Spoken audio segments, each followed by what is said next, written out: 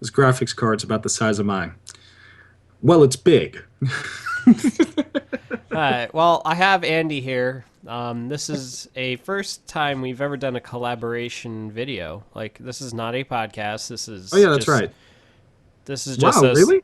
This is the only Yes. time we've heard. Wow, that's Yeah. That's strange. because we have no life. But Oh, we I'm are. sorry. There's nothing you can say to make me sad right now. There is nothing. I am giddy as a schoolgirl. If you heard his gay comments about his penis and graphics I'm talking card about my size, graphics card, okay? And that's just because the monolith project is complete. The last piece arrived a few minutes ago, and oh my god, it's glowing red, just like my dick. Uh, you should get that but checked out. yeah, probably. Let's discuss the topic of it right now. Now, I released a Golf video clap. yesterday Golf clap. discussing Microsoft and Machinima and their little evil FTC violating practice And the of crazy part paying. is that I was up all night before we did this episode earlier today, if not yesterday. I haven't slept in the last like 24 hours.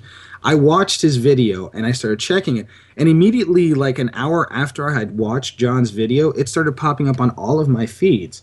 And yeah, he was right in the video. This is a pretty big fucking deal.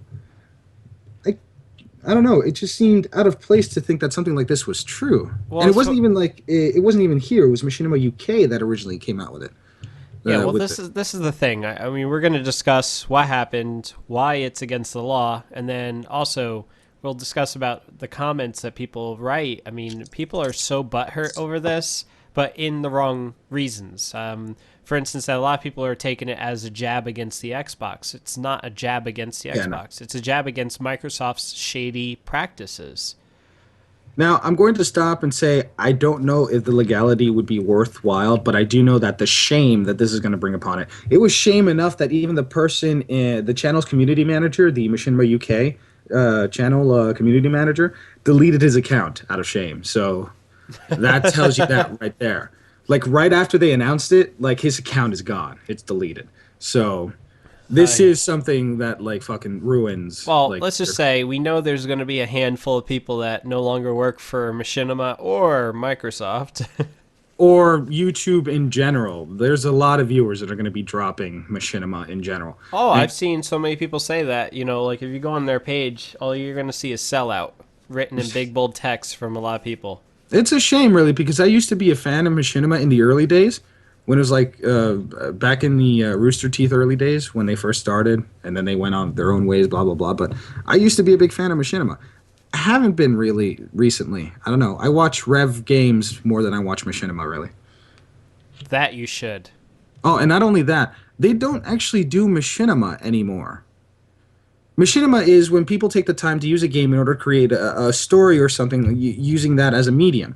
But I haven't seen any of that recently. I mean, I used to watch, I don't know, some guy did a Machinima of what's going on in, what's his face's mind when he's going through Half-Life 1. Bless you. Freeman's mind. It used to be a Machinima on Machinima, and then the guy just went in his own way because apparently there was a big problem with whether they were posting it on the channel or not.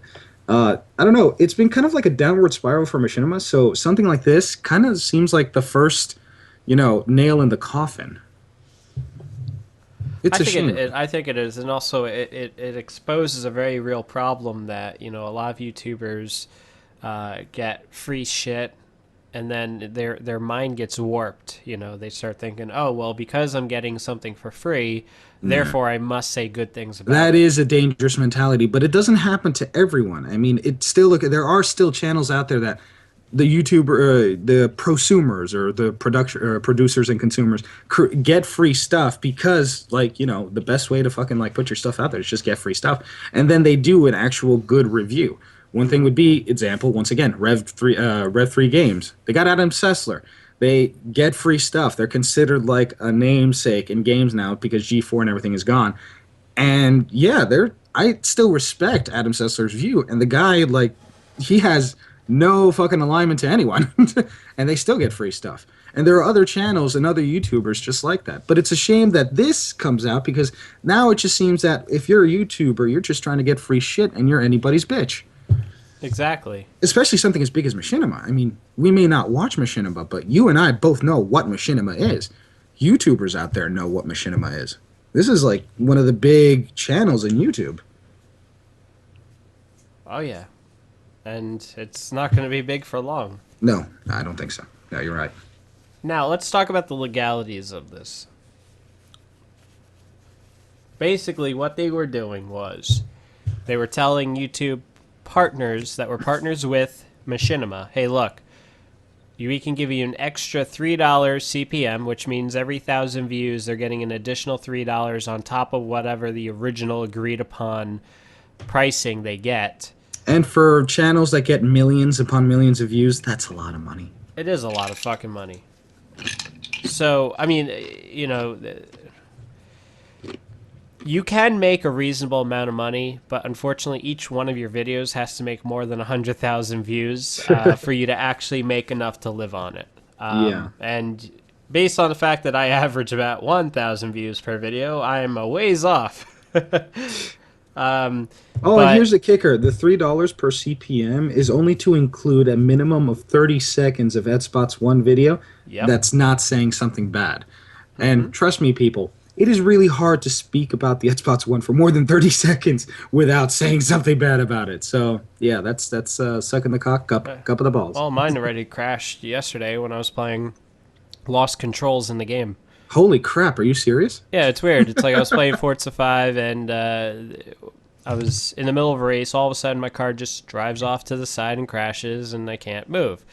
But I can go to the main menu, like the Xbox home menu, and I'm able to do whatever. So I had to quit the game, relaunch it, and then everything worked. That's weird. Bug Yeah. report. Oh, I guess I lost my $3 CPM. Shit. But now, when it comes to legalities, the problem is under FTC regulations, not FCC, FTC, the Federal Trade Commission, which they deal with commerce, they deal with false advertising, they deal with fraudulent business practices. They people who do reviews, people who do publications, they're required under FTC guidelines to be transparent about where they get stuff. This is partially why Consumer Reports doesn't have any advertising, because they don't get anything for free. Every review that you read in their magazine or online is something they themselves have purchased, which, especially when it comes to cars, it's a lot of fucking cash. But they do it.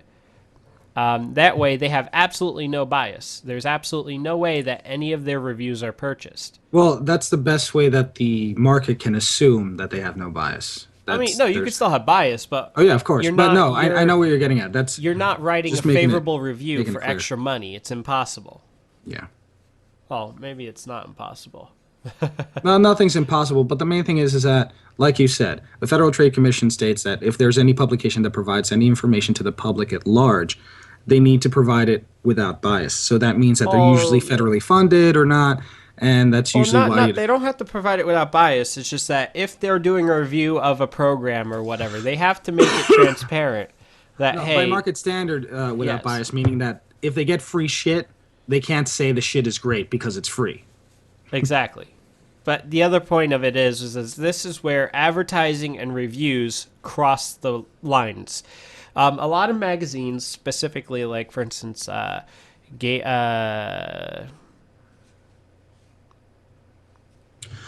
Informer or any other type of magazine, PC Gamer, what they do is they have their accounting department and they have the reviewing department separate. So it's the left hand doesn't know what the right hand is doing, and they do this so that way, if for instance Microsoft wants to advertise in Game Informer, the review staff has no idea that there's going to be a giant single page ad of the Xbox One. So you could have the page to the left of it saying the Xbox One is a pile of shit, but then the next page is a giant ass ad from Microsoft.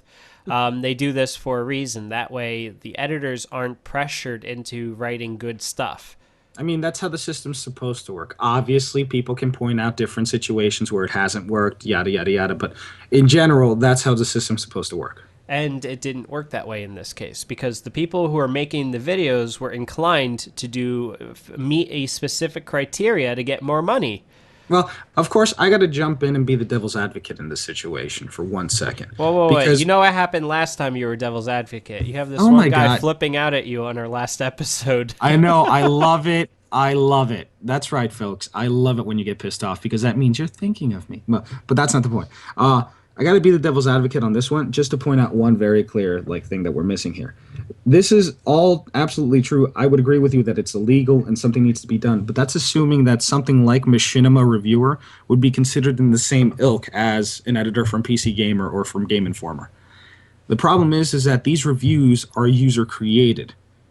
Now, of course, we would like to think that because they're making money off YouTube and et cetera, it means that they need to be held to a higher standard because they are now considered an institution. But no, they aren't really because they're just a bunch of internet comedy dicks putting up videos online. And unfortunately, that means that they can be bought. They can be They, bought, but they're still violating oh, they may the be law. violating if they are considered by the FTC to be some type of institution, like a magazine or like a newspaper or like something that the I general thought public. Machinima was a corporation of some sort. No, Machinima is just a collection of different channels that Are have you agreed to upon. sure? Let's Because see. there's two different organizations that you can have on YouTube. Either A, yourself, in which you make money from the earnings of YouTube onto you directly, All right, and the other one Machinima's is main site.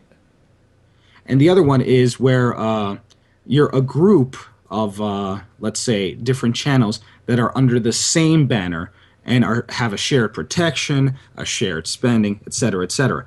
But as per being, I don't know, a publication at large, they're just a media creator or a media creation group. The fact that they do reviews, I don't think actually puts them into the same ilk as, like I said before, Game Informer, PC Magazine, blah blah blah blah blah. If it does, then I'm mistaken. And if somebody has any information that goes against what I'm saying, then you go right ahead and post it. No, they're actually a corporation. Yeah, they're incorporated. It's Machinima Incorporated. So they do have to file Federal Trade Commission standards. Do they have the FTC banner on their page? No. They usually would have to have it at the bottom, I think, bottom left or bottom right, along the lines with the copyright protection, yada yada yada, all that BS. Because if they are to be held to that high standard, then yeah, not only is it shame upon Machinima, but there's probably a lawsuit in there, which probably is never going to touch Microsoft. But unless they are like stated to be like, one thing is to be a corporation, another thing is to be like standardized by the FTC. Either way, it's bullshit what they're doing, and Exactly. they. I don't think they need to be held to a higher standard because they're just like us. They're just basically internet comedy dicks. But if they are to be held to that higher standard by whatever means that they've incorporated themselves in, yeah, this is a big fucking deal because this is the time that it actually came out. This is that one time that somebody leaked it. How many Exactly. other times has this occurred? Has it occurred with games? I mean, we know that different companies have used the copyright violation system in order to take down videos that are getting views away from the videos that they put on YouTube. Of It happened to a course. bunch of people when what was it? Sega was releasing a few videos about a remake to a game or something like that. I don't have the story. I'll have to find it and post it. But if this is how it's happening now, $3 per CPN for 30 seconds of good, you know, jacking off of the Xbox One. What else has Microsoft done? What else has Sony done? What else has, I don't know, fucking Apple done? Any other company could have been doing this and we will never have known. Exactly.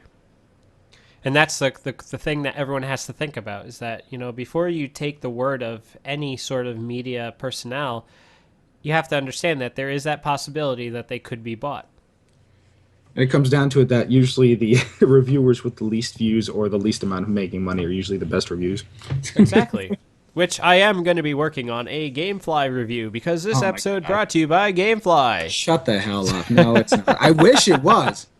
I've actually been curious about GameFly, but being a PC gamer, I've stuck with Steam. So you're gonna have Well, to fucking educate me. look, I signed up for it yesterday, a free 30 day trial,